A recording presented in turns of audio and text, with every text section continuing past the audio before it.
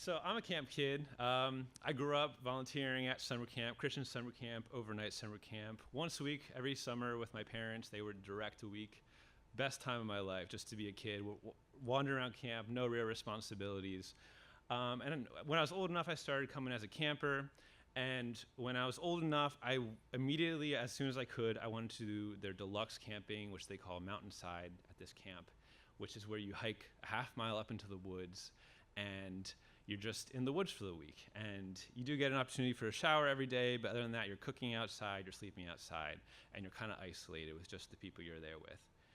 So I was 12 years old at the time. It was my first chance to go. I went with my friend Ben, my best friend. We always went together because I always went a little bit nervous, but it was never really needed because I always made friends there and just felt so at home at camp. And this week was no exception. It was called Sticks and Stories Camp on Mountainside. It was sticks and stories. So we painted a lot of sticks and decorated a lot of sticks, and we had people from years of old come who used to volunteer at camp and tell their stories of their time at camp. And it was great. It was really iconic. A lot of things came out of that week. There's a song that one of the kids that week came up with called Squishing Ladybugs. It was extremely catchy. They still sing it to this day. And there was a healing stick that was made. One of the sticks that was painted actually got magical powers, and it had the power to heal people. And actually, 5 years after it was made, it cured cancer, and that's a fact. So this week was powerful, when I was in it, I knew that stuff was happening that was really important. Our director that week, his name is Carl, and he mentioned during one of the Bible classes, he's like, I see camp as a thin place. He called it a thin place because he's like, it's like this place where heaven and earth are kind of close and they kind of touch each other and you can kind of blend the line in between both of them. And I was like, oh yeah, absolutely. That explains everything that's going on here. This is a thin place. This is magical. And yeah, I truly believe that. It was such a great week. And at the end of the week, we were looking for a time capsule. One of the people telling us stories was there's a time capsule up here. And we went for this hunt. It was late at night. We were super hyped for it. We dug for probably 3 hours looking for this time capsule. We didn't find it. But we were we have this hole now, so let's put our own time capsule there. So we gathered a bunch of stuff together, put it in a capsule, put it in the ground. And I remember we were very strategic. Carl was super specific. He was there's these two rocks that are on an angle like this, and they point to it, and they're right below the surface. You just have to find those two rocks, and they're right there. And I was I'm going to remember that. And we were this is a 10-year time capsule. 10 years from now, we're all going to meet right here on this day and do this. And I was absolutely, I will be there. We're all going to be there. A lot can happen in 10 years. And summer camp, the one thing I've learned about summer camp, it took me about 9 years to learn, is that it's not real. Summer camp is not a real place, and that's okay. Vacation is good, escape is good, but yeah, it's just not a real place.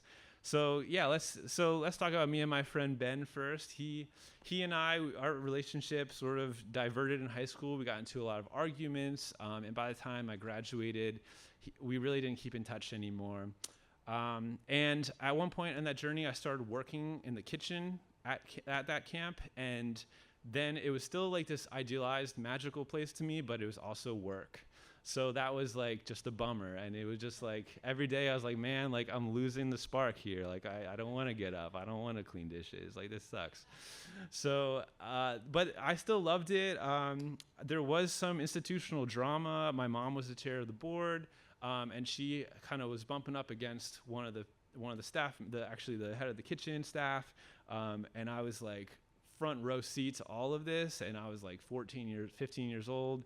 I guess I would have been 16 years old, but it was kind of ugly, and I just hated to see it. It was this is the thin place. This is we're supposed to be able to make this stuff work, and it just wasn't happening.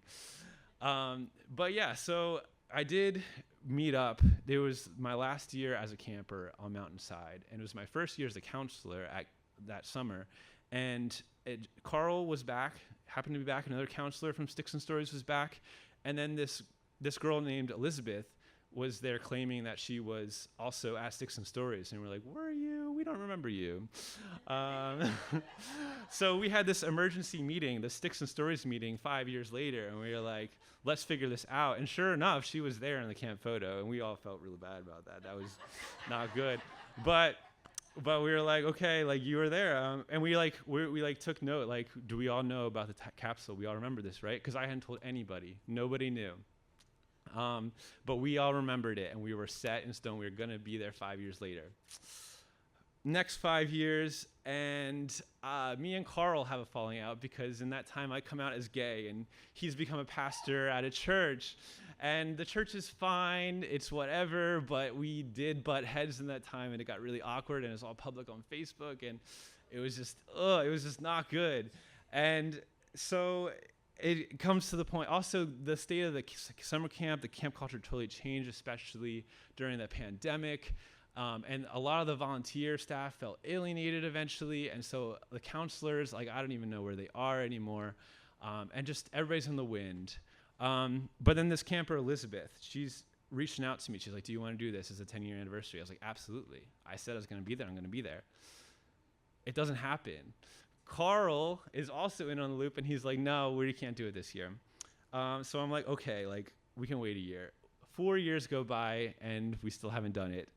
And so finally, Elizabeth messaged me recently, and at this point, Elizabeth and I we're still not really that close. Like, there's been a fallout with her and one of my friends, and so even that is like, there's just fractures everywhere. Also, Ben, he's like totally out of my life. He like came at me with like homophobic slurs at one point, and it was just horrible.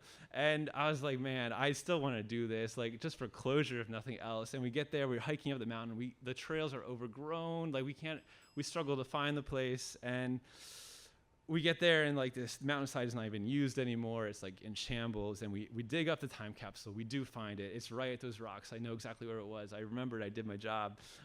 But everything in the capsule is moldy and falling apart, and I don't even know what any of this stuff is. It's like scraps of paper, like 12-year-olds art crafts. Like, I just, but you know, honestly, like, I think about camp, and I'm like, I love the place. Like, how do I square these like memories with like the way things played out in the long run? And it's like, honestly, thinking of it as like this thin place, as like this spiritual place, I think that kind of set it up for failure. I think it was only human. It was just a bunch of people who just came to relax and have a good week together. And as that, it was beautiful. And in retrospect, it still is beautiful for that. And yeah, we're just only human.